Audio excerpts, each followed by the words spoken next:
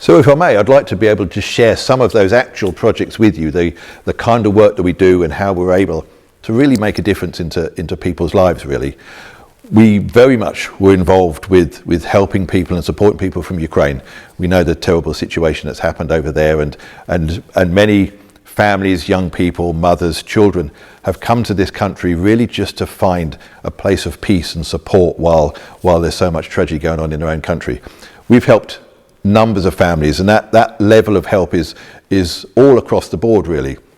Sometimes it's just helping them with some advice and some support and some finances. So we've used money that we've donated to help a family buy a car or put some money towards a car to help them then be able to have transport to go and seek work and to be able to start to rebuild their lives. We've helped families with bedding, with equipment, with maybe a microwave. So just simple things that we often, of course, take for granted. But of course, if you've left everything behind and just had to take a suitcase into another country, it's really harsh. And just those little bits in which you can help us to support these families is really important. We've housed families, mothers and daughters. We've been able to find accommodation for them.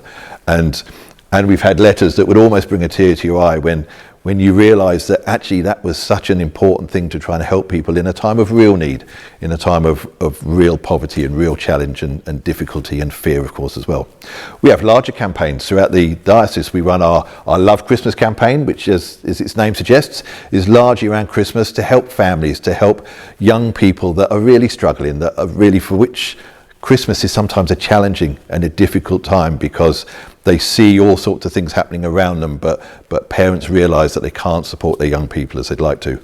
And that has then extended into our support for families and children through many of the children's trusts that are run throughout our diocese, as to when they'll come to us and they'll say we may need a cot, or we may need some bedding, or we may need some furniture, or we have a young family that has this in need.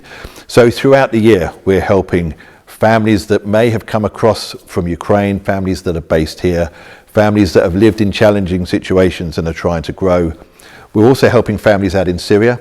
The situation in Syria is really devastating. It's almost many years ahead of where Ukraine is now. Syria has been for a long, long time. And as a diocese, we're looking to twin with the Archdiocese of Damascus. And there's all sorts of things that we could do with almost just small amounts of money can make a big difference to people who've struggled so badly.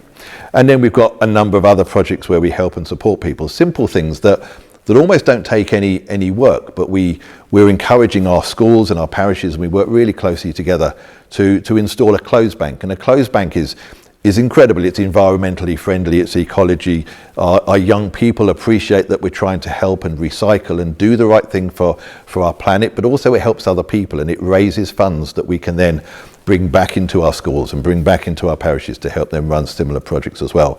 So we have projects that need people, that need volunteers, that need finances, and we just have others which we may ask you just to simply donate some time, or if there's some clothing that you no longer use. But we can use all these things in many ways to try and help people who are in need.